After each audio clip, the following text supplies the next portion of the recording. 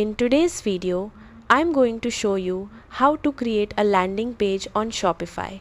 First, log in to your Shopify admin dashboard.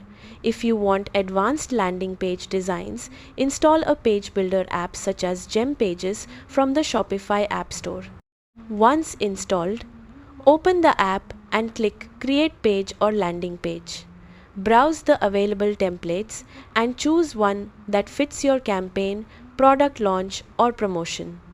Next, customize the page by editing the text, images, buttons, colors, and layout to match your brand. You can also add product sections, testimonials, countdown timers, and contact forms to increase conversions. When you're satisfied with the design, preview the page to make sure everything looks great on both desktop and mobile devices. Finally, click Publish to make your landing page live. That's it. Your Shopify landing page is now ready to attract visitors, promote offers, and drive more sales. Thanks for watching.